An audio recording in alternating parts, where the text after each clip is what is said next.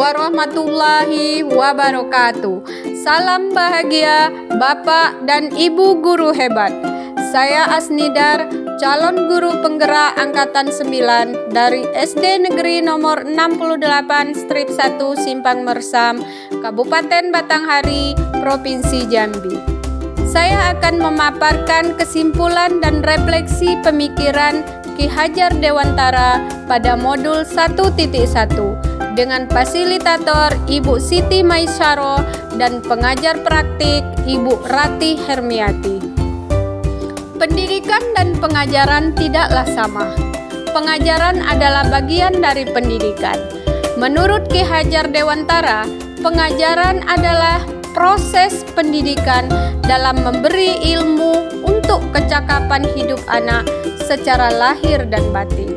Sedangkan pendidikan pada hakikatnya menuntun atau memberi tuntunan terhadap segala kekuatan kodrat yang dimiliki anak agar ia mencapai keselamatan dan kebahagiaan setinggi-tingginya, baik sebagai manusia maupun sebagai anggota masyarakat. Saya akan merefleksikan diri saya dengan 3 pertanyaan berikut.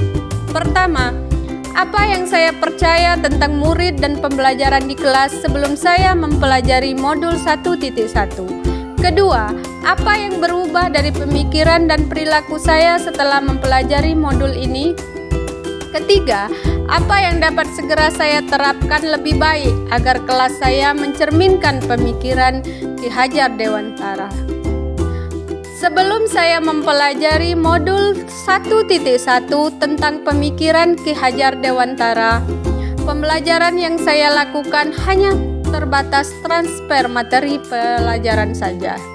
Saya menganggap kentuntasan dalam penyampaian materi lebih penting daripada memahami karakteristik murid. Biasanya, saya hanya melihat nilai murid hanya dari aspek kognitif saja, misalnya saat mereka mengerjakan tugas dan ulangan harian. Sebelumnya, jika nilai murid sudah mencapai KKM, dianggap pembelajaran sudah berhasil. Selain itu, saya juga beranggapan bahwa murid hanya sebagai objek pembelajaran, sehingga pembelajaran terpusat pada guru atau teacher center. Sebelumnya, saya juga tidak mempedulikan apakah murid sudah benar-benar paham apa yang sudah saya ajarkan, karena fokus saya pada ketercapaian materi.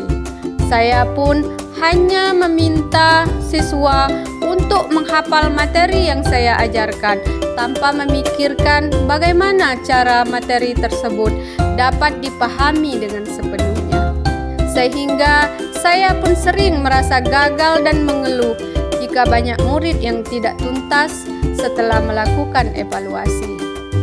Namun, setelah saya mempelajari modul 1.1 tentang pemikiran Ki Hajar Dewantara, saya menyadari bahwa apa yang saya pikirkan dan saya lakukan selama ini tidak tepat.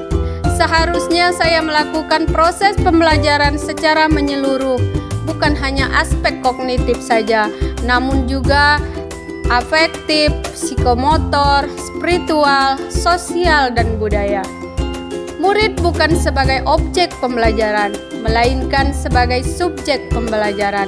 Artinya, murid memiliki kebebasan berekspresi, mengemukakan pendapat, berkreasi sesuai dengan metode atau model pembelajaran dan media yang tepat. Guru seharusnya sebagai fasilitator dalam proses pembelajaran. Guru pun harus ikhlas, penuh kesabaran dengan segala ketulusan hati, agar terwujud pembelajaran yang menyenangkan dan berpusat pada murid. Selain itu, saya harus mempelajari karakteristik murid, karena setiap anak dilahirkan unik dengan kelebihan dan kekurangannya masing-masing. Saya harus menghargai setiap karakter murid, berikan mereka kesempatan untuk mereka tumbuh sesuai dengan kodratnya.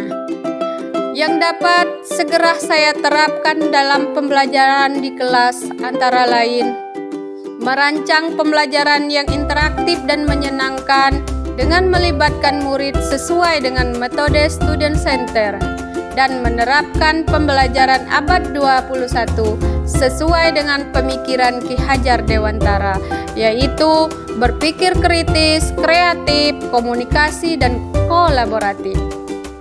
Mendesain kelas menjadi lingkungan kaya teks dan menyenangkan sesuai dunia anak.